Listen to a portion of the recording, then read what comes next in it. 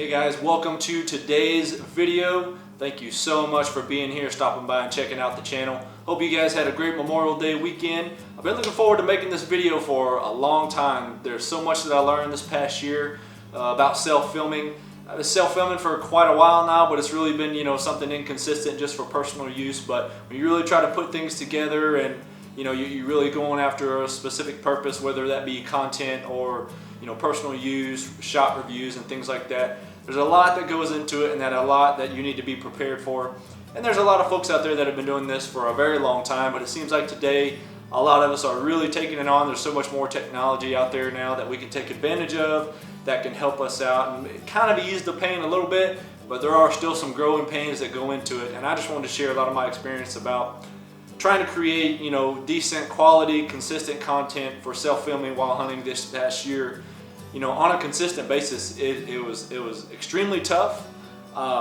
Sometimes it goes well, and sometimes it goes terrible, and I think that's pretty much everybody's experience. But without further ado, what I wanted to prepare here was I had so many points on the whiteboard that I kind of had to eliminate them, get down to 5, and kind of basically 5 buckets. Not individual points, but maybe a bucket, a couple little points below that. So first off, I wanted to start off with, of course, your type of camera. Now, for a first-time self-filmer, what I would recommend to you, I use a Sony AX53 camcorder style. It does a pretty decent job. It's what I'm using to film on right now.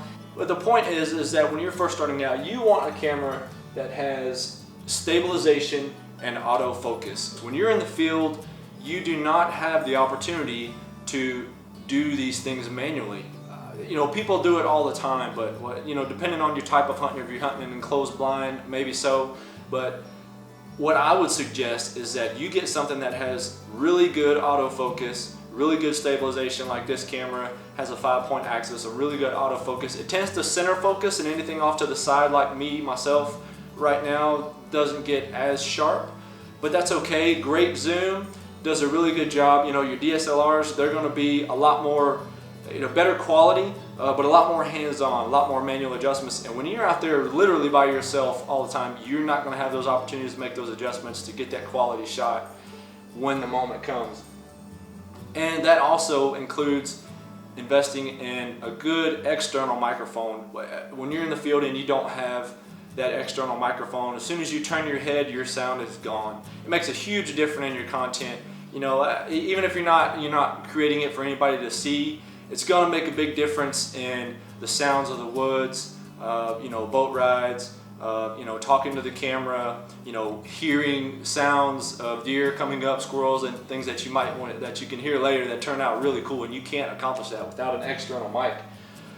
Protection of that camera. When you're self-filming, when you're all by yourself, you got to take, what I do is I take some gallon Ziploc baggies so I can throw my cameras in. I would suggest this when you're self-filming because your equipment is not cheap, and you got to have something when those sudden downpours come. If you don't have anything, you'll go into panic mode. Most of our packs are not totally waterproof, so carry a Ziploc bag or something like that, trash bag or something, in case you're planning on hauling meat out. You can throw it in there. That is a real big key point.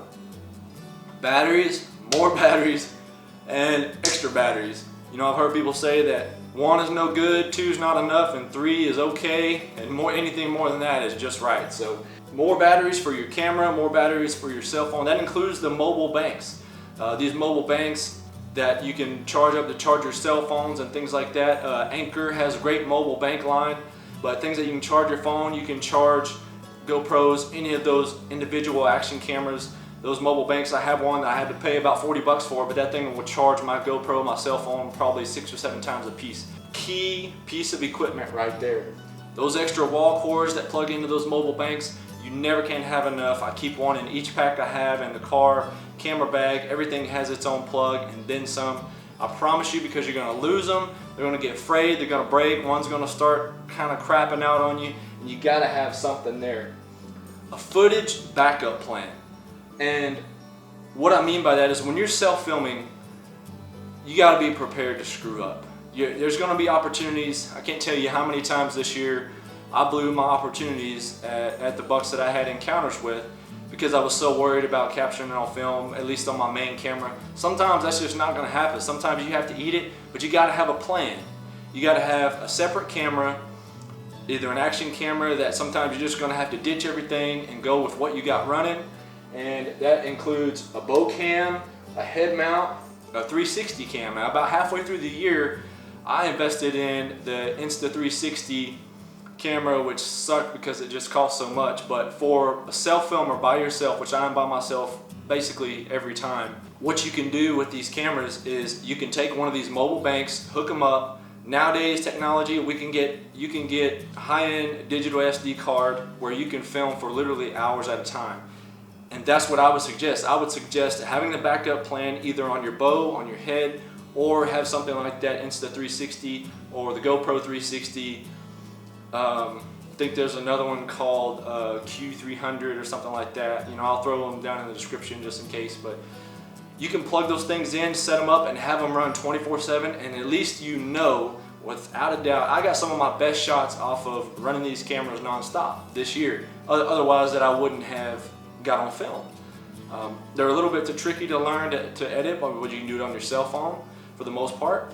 But those things, some of the shots that I got this year were only because of that camera, and I wouldn't have got them otherwise. So you got to have a backup plan when you got to be ready to ditch that main camera and ditch that footage, because it's going to happen, because it comes to a point later is you're going to screw up. Number 4, less is more.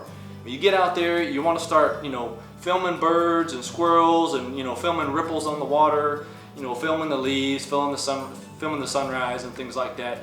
But let me tell you, give you a piece of advice. Have a plan for your B-roll. B-roll is great, you don't need a lot, but you can do too much. It doesn't do anything for your workflow later on. And when you're constantly seeing a bird fluttering around and you're trying to chase it and get a shot, you see a squirrel, you see something, and you're constantly trying to do B-roll thinking it's going to be the next best shot, and it's just going to make your video. You've got to pick your spots. Have 2 or 3, 4 good B-roll shots, time them, within the morning, sunrise, get that sunrise shot. Just pay attention to those that make good quality videos. Some, make great B-roll, but there's not a lot of it. A couple of good shots, and you can get carried away with B-rolling too much, believe me, because I did that so much. Caught myself just doing way too much B-roll, and I'd been in there for an hour and a half, and I wasn't even hunting. Cost me, got blown out a couple of times, some deer crept in on me, and I finally realized, like, hey, you got to stop. I know you want to get the next best shot, but you do have to pick your spot at some time. So I would suggest to have a plan with that, and less is more. You got to hunt. Number 5, ground hunting, self-filming is dangerous. Oh, got a phone call. When you're ground hunting, just be prepared for it to go wrong. One of my best opportunities this year came on the ground, and it was just after I'd invested in my 360 camera, and that was all of this advice wrapped up in one. I had to abandon my main camera. I was not ready. I was in the right spot. I didn't have my 360 camera on, so I reached over to turn it on, and when I did, I got busted. I didn't have it running, and that cost me. So my preparation cost me. Not having that camera running cost me. Ground hunting, there's just so much that goes into it, and when you're self-filming, when you're ground hunting, it's very likely that you're not going to see very far. Try to get elevated, but if you're going to ground hunt and self-film, make sure you set up one direction and that you can see as far as you can. You're going to have to minimize movement, because when things start popping off, there's no way you're going to get away with movement eye level with a deer on cameras. You're just not going to do it. Yeah, of course it's been done before, but I'm just telling you, I sat on the ground several times this year, and each one of them was a bust. And it's because I wasn't set up right, and I got complacent with a deer's capability and what I was able to do, and that's just not how it works. So don't underestimate that. If you're going to ground hunt, focus, hunt, minimize that dang B-roll, and pick a lane. Try to see as far as you can and be prepared. Like I said, that's where that 24/7 camera roll comes in. And last but not least, all of this fits into a system. When you're self-filming, you've got to have a system when you go to the woods. You've got to have a storage system, a setup system. Everything's got to be ready the night before. You've got to unpack the same way every time. You've got to be stick to certain camera angles. When you go set up, every time this camera goes here on the camera arm, and I got one on my waist. I got one, on the side of the tree, one main camera. I got the 360 in the backpack that stays in the same slot, same zipper. All I do is mount it and it stays there. I don't change it. It's part of a system. It helps me to keep from forgetting to start those cameras or plug them in, make sure the batteries are good to go, start those battery banks and things like that. All of this is just part of that entire system. This could be put into several points within these buckets, but ultimately as self-filming, you're gonna have to be ready to give up a couple of deer. Happened to me already this year, like I said, diving headfirst into full-time self-filming with a strict purpose. And it cost me already the first year, it cost me big time. And that's the point of what I'm trying to share, is that the preparation and some of the details that goes into it, don't try to do too much. All of this stuff gets pricey. Start somewhere with a decent camera, stabilization, autofocus, and things like that. But we have a lot more selection these days than we used to.